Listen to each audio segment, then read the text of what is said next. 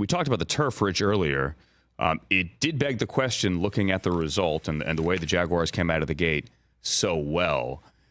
Did the Bills make a mistake by coming in on a Thursday red eye and arriving on Friday? Well, I mean, right now it sure looked it. I mean, we were talking about it during the game that the Bills looked like they were sleepwalking. They didn't look anything like the team that again, they weren't just red hot. They were putting up numbers that we have not seen through the first 4 weeks of a season by any team.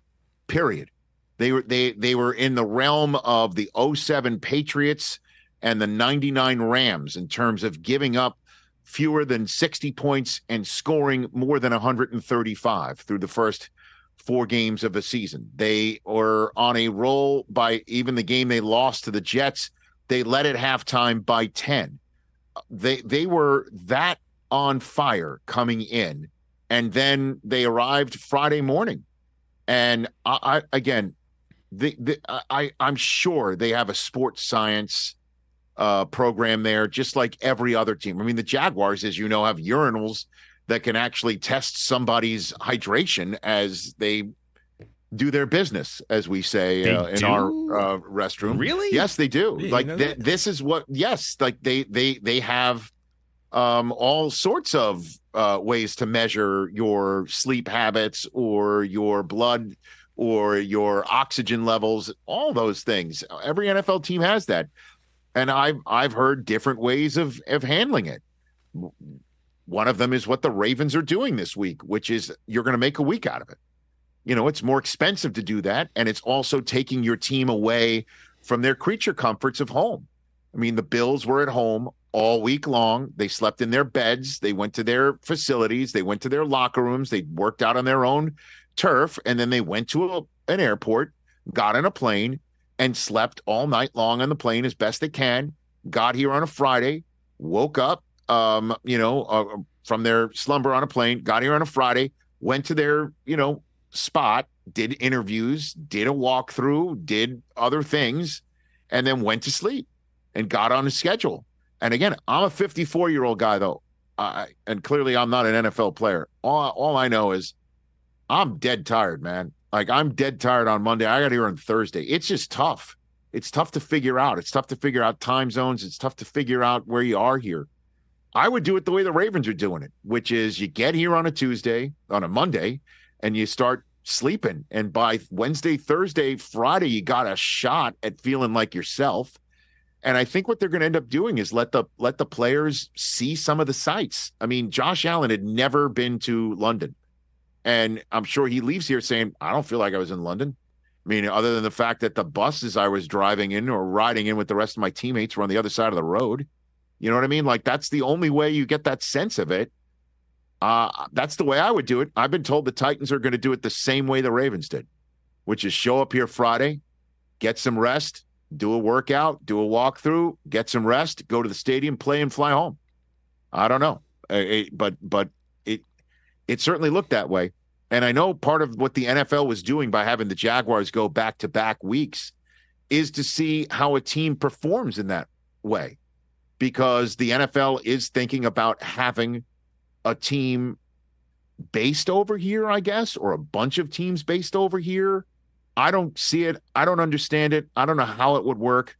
You know, we're hearing that next year they're going to add Spain to an international schedule. That's in the works. Yeah, fantastico. And, I just don't know. I don't know how you could have a team over here where they would go on like a 4-week road trip to the domestic United States and then have a 4-week homestand where teams would just keep coming over here. It's just such a competitive.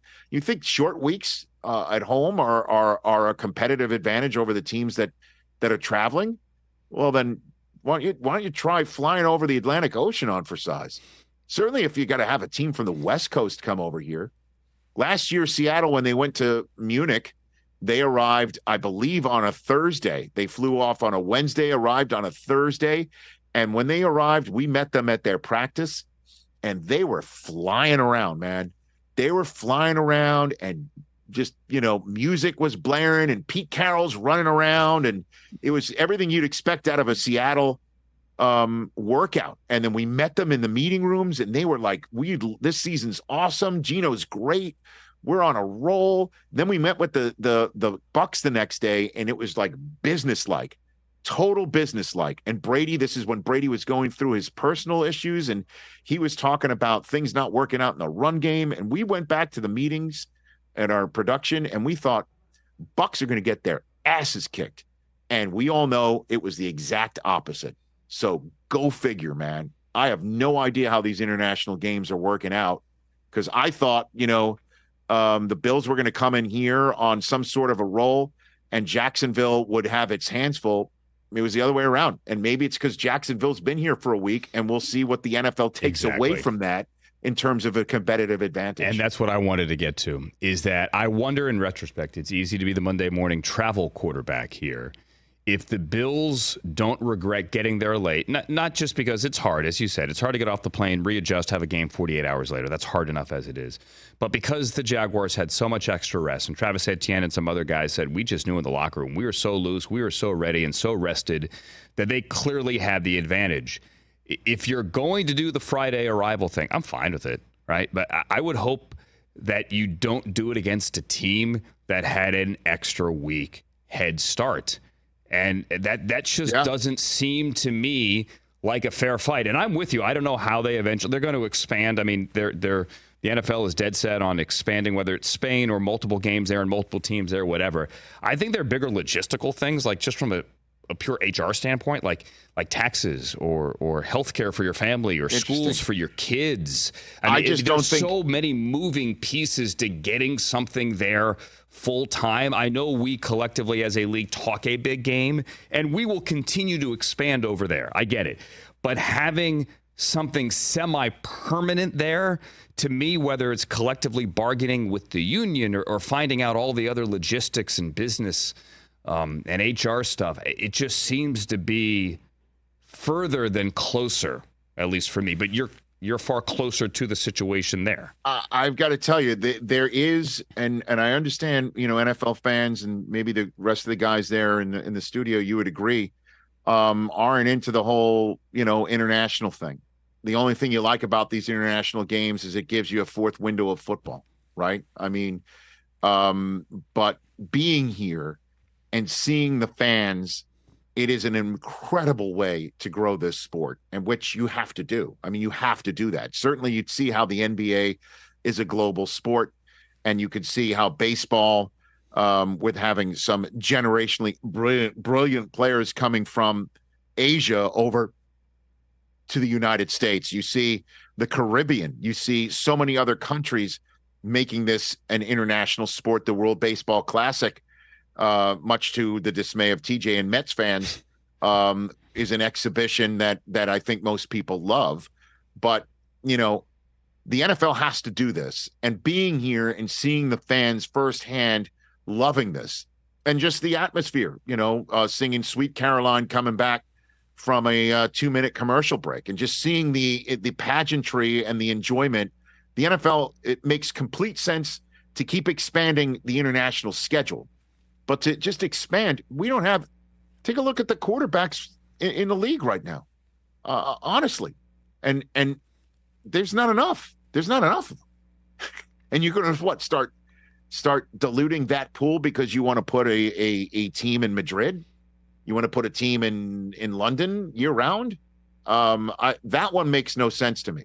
But to export games internationally, to come up with a full international schedule, that there are 16 games internationally, that there's a handful in Germany, a handful in the UK, a handful in maybe a couple other places in Europe. I'm hearing Brazil is a spot, potentially Asia, maybe sending a game to Japan is something that's in the works.